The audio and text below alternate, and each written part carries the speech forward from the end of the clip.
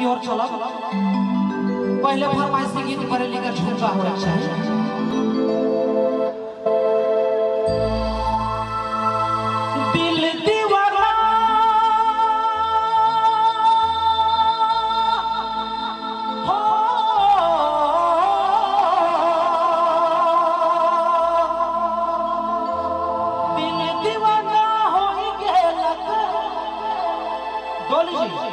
जी हाँ गोरी तोरो प्यार में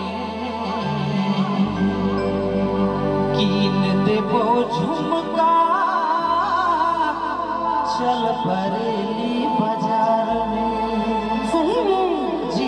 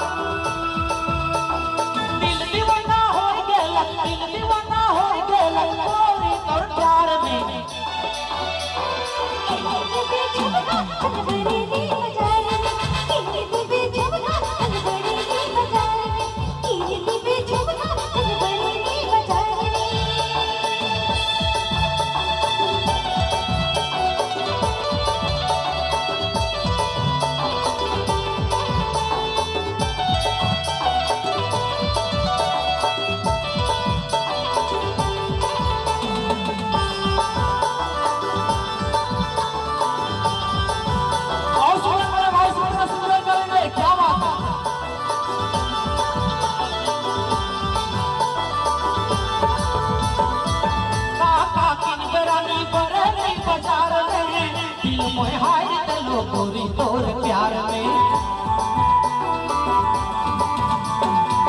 काका किन बेरानी बरेली बाजार में दिल मोय हाय चलो गोरी तोर प्यार दिल दीवाना हो गया दिल दीवाना हो गया गोरी तोर प्यार में की दिल झुमका बरेली बाजार में की दिल झुमका बरेली बाजार में।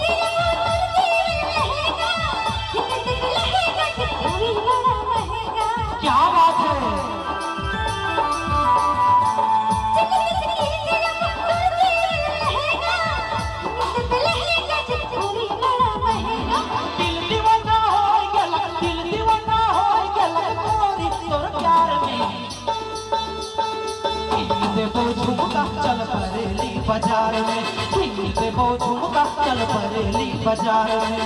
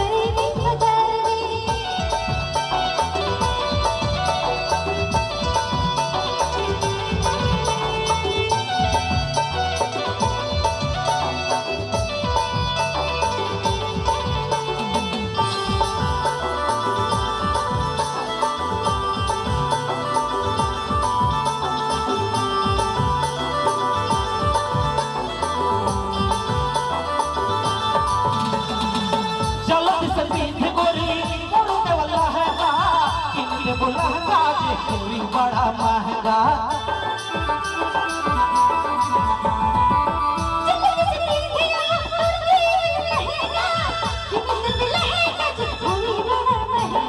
दिल दीवाना हो गया, दिल दीवाना हो गया गोरी तोर प्यार में।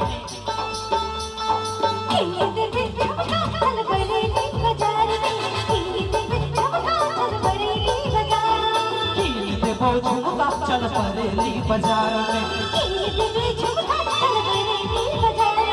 कीन दे वो झुमका चल बरेली बाजार में।